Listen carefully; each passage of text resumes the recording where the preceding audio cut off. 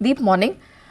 क्या ऊपर नीचे हम स्विंग हो रहा है, सीसॉ हो रहा है? तो ज़रा ये बताइए कि कल इतनी बड़ी गिरावट इक्विटी में, कमोडिटी स्पेस में और आज एक रिबाउंड कैसे देखा है? आई थिंक बाजार ने भी रियलाइज कर लिया कि कल थोड़ा ज़्यादा ही ओवर रिएक्शन हो गया था और उसको करेक्ट करने की कोशिश इस समय कर रहे हैं। तो कल 12% आपके लिए निक्केई टूटा था, आज सुबह 10% का उसमें बड़ा रिबाउंड आ रहा है। पूरे एशिया में आपको अच्छा रिबाउंड आते दिख रहा है।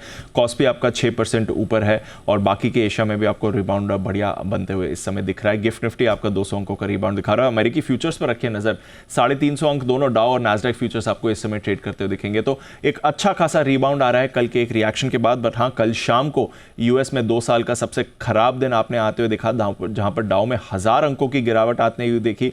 एस&पी, नैस्डैक, रसल 2000 3 से 3.5% आपको फिसलते हुए दिखे हैं। तो काफी खराब दिन था। चौतरफा बिकवाली थी जिसमें आईटी और स्पेशली आईटी दिग्गजों की भारी पिटाई हुई थी। वॉरेन बफेट साहब ने एप्पल का शेयर बेचा है, आधी अपनी एप्पल की होल्डिंग बेची है। जो कल एप्पल में बड़ा प्रेशर था। एनवीडिया आपका 6% टूटा है, ऊंचाई से एनवीडिया 30% का करेक्शन दिखा चुका है और बाकी दिग्गज आईटी शेयर्स में भी आपने प्रेशर देखा है। इकोनॉमी से जुड़े स्टॉक्स पर भी आपको प्रेशर आते हुए दिखा था। इनका जो विक्स है वो 65 के लेवल तक पहुंच चुका था, हालांकि उसके बाद कूल ऑफ हुआ, वापस 38 के लेवल पर आया। पर ये जो 65 का लेवल है, आखिरी बार आपने कोविड के समय में देखा था। तो इतनी भरपूर वॉलेटिलिटी कल आपने अमेरिकी बाजारों में देखी। पर एक अच्छी बात है कि निचले स्तरों से रिकवर भी हुआ है अमेरिका।